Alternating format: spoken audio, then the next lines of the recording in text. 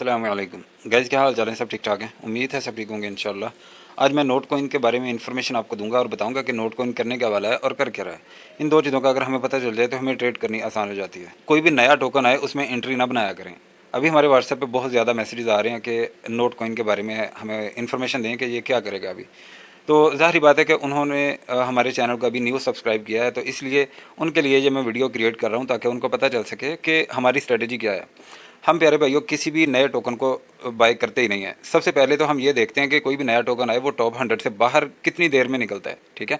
और जब वो लिस्ट होता है तो उसका रैंक क्या होता है, ठीक है। सबसे पहले जो ट्रेडर है, जो अच्छा ट्रेडर है, वो हमेशा यही चीज़ें देखता है कि वो कितने दिनों में अपना रैंक लूज़ करता है और कितना उन दिनों में जब लिस्ट होता है उन दिनों में रैंक अपना मजबूत करना हर अच्छे टोकन के लिए बहुत ज़रूरी होता है।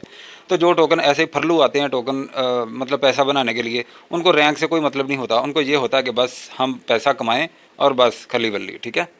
क्योंकि बाइनेंस पे, ओके एक्स पे या बिटगेट पे, किसी भी एक्सचेंज पे किसी ने टोकन मतलब ज़ाहिर बात है कि लिस्ट करना है तो उसके लिए 70-80 हज़ार डॉलर वो पे करते हैं फ़ीस। फिर वो मतलब लिस्ट करते हैं उस अपने टोकन को। तो इसलिए ज़ाहिर बात है कि सबसे पहले उन्होंने जो फ़ीस पे की होती है वो उन्होंने पहले रिकवर करनी होती है, बाद में कुछ और सोचते हैं वो। तो ऐसे करते करते जो तो अच्छे प्रोजेक्ट होते हैं तो वो अपने आप को स्ट्रॉन्ग बनाते हैं। पहले कि हम पैसा तो बाद में कमा लेंगे, पहले हम अपने प्रोजेक्ट को बचाएं, इसका रैंक लूज़ ना हो। वो इसलिए कि ताकि जितने भी इन्वेस्टर हैं सारे हमारे प्रोजेक्ट की तरफ आएँ। जब वो आएंगे तो फिर हम पैसा बना लेंगे। तो जो लूज़र टोकन होते हैं वो बस ऐसे ही होते हैं। इसके बारे में मैंने बहुत सारी सर्च किया और पता चला कि इसका मतलब जो थके हुए यूट्यूबर थे उन्होंने बहुत ही इसकी हाइप बनाई है।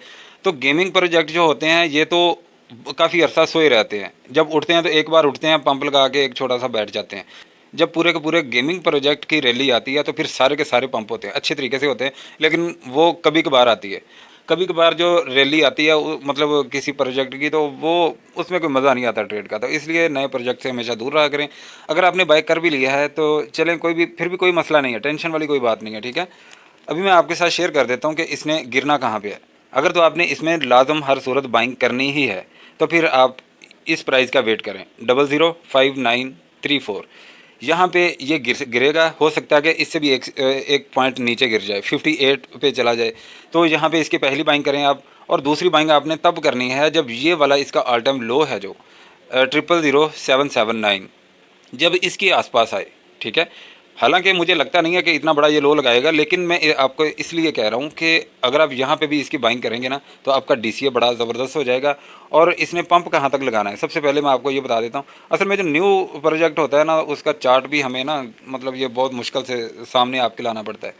तो ये वाला जो इसका हाई है ना 0.014329, ये इसका मतलब लॉन्च होने के फ़ौरन बाद 15 मिनट के अंदर अंदर, यानी 15 मिनट की एक कैंडल बनी, दूसरी कैंडल ने यहाँ तक का हाई दिया। यानी हम काउंट करेंगे ये वाला हाई जो इसने लगाया है 0.014329, ठीक है। हम ये वाला हाई इसका काउंट नहीं करेंगे, हम इसको नहीं मानेंगे, ठीक है।